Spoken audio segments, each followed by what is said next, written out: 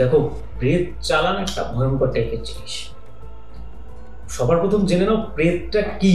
অপঘাতে যখন কোনো মানুষ মারা যায়, সে সুইসাইড হোক, গায়ে আগুন দিয়ে হোক, অথবা রেল লাইনে কাটা পড়ে হোক বা ফাঁসি দিয়ে হোক, যেভাবে হোক কোনো মানুষ যদি মারা যায়, তার যে মনের ইচ্ছা, বাসনা, তৃপ্তি যেটা সে পায়নি, তার ডিজায়ার যেটা সে পায়নি, সেই বিষয়টাকে নিয়ে যখন সে মারা যায় এবং তার যে আত্মাটা, তার কিন্তু আর কখনো মুক্তি লাভ হয় না।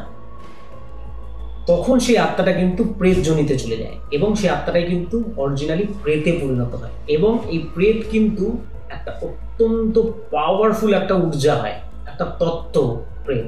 সাধকরা কি করে, নিজের ক্ষমতা বলে, নিজের সাধন বলে এই প্রেতকে সিদ্ধ করে, এবং সিদ্ধ করবার পর সাধকরা তাকে ভোগ নিবেদন করে।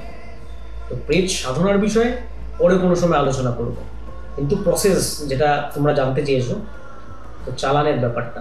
তো এবার কি হয়, সিদ্ধ করার পরে তাকে ভোগ নিবেদন করা হয়।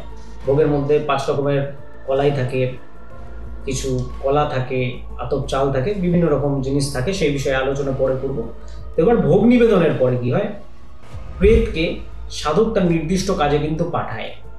আর এই প্রেত কিন্তু যে কোনো কাজ করতে সক্ষম হয়। মারণ, উচ্চাটন, নির্দেশন, বশীকরণ, কারোর খবরাখবর আদান প্রদান, সমস্ত কিছু কিন্তু করতে প্রেত সক্ষম হয়।